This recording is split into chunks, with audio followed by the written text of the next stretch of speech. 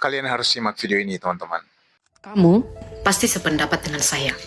Masa karena memukul batu sekali, Musa tidak masuk ke tanah perjanjian? Tidak adil. Serius, coba pikirkan. Musa sudah menyerahkan hampir seluruh hidupnya untuk memimpin Israel. Dia menghadapi Firaun, dia memimpin jutaan orang di padang gurun selama 40 tahun. Dia dihina, ditolak, dihianati bangsanya sendiri berkali-kali. Dan setelah semua itu, Tuhan melarang dia masuk hanya karena satu momen emosi. Kelihatannya keras sekali. Dulu aku juga berpikir begitu, sampai akhirnya aku membaca kisah itu lebih teliti, dan aku sadar ternyata masalahnya bukan sekedar Musa memukul batu.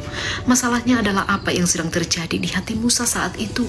Saat bangsa Israel kembali bersungut-sungut karena tidak ada air, dan Tuhan memberi instruksi yang sangat jelas. Katakanlah kepada batu itu, bukan pukul, cukup berbicara.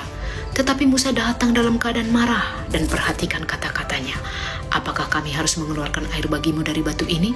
Di situ mulai terlihat sesuatu yang berubah. Ada emosi, ada frustasi, dan tanpa sadar Musa mulai mengambil posisi yang seharusnya milik Tuhan.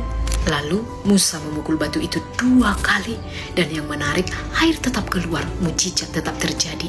Itu yang menakutkan, karena ternyata mujizat bisa saja terjadi sementara hati seseorang sedang tidak benar di hadapan Tuhan. Jadi pelayanan bisa tetap berjalan, orang lain bisa tetap diberkati, tetapi itu tidak selalu berarti hati kita sedang baik-baik saja. Lalu Tuhan berkata, karena kamu tidak percaya kepadaku dan tidak menghormati kekudusanku di depan bangsa Israel. Jadi inti masalahnya bukan batu, tetapi Musa gagal mempresentasikan Tuhan dengan benar. Orang yang paling dekat dengan Tuhan saat itu justru membiarkan emosinya berbicara lebih keras daripada ketaatannya. Dan semakin aku pikirkan, semakin aku sadar, kenapa Tuhan begitu serius? Karena Musa bukan hanya seorang biasa, dia pemimpin seluruh Israel. Semakin besar pengaruh seseorang, semakin besar tanggung jawabnya. Dan jujur, kisah ini membuatku sedikit takut. Karena kadang kita berpikir, cuman satu kesalahan. Tetapi Alkitab menunjukkan bahwa hati yang mulai bergeser sering terlihat dari satu momen kecil, satu ledakan emosi, satu kompromi, satu tindakan tidak taat. Dan anehnya, seringkali semuanya masih terlihat baik-baik saja.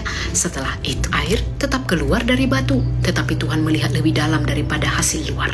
Namun yang paling indah dari kisah Musa ini adalah, walaupun Musa tidak masuk tanah perjanjian, Tuhan tidak pernah meninggalkannya.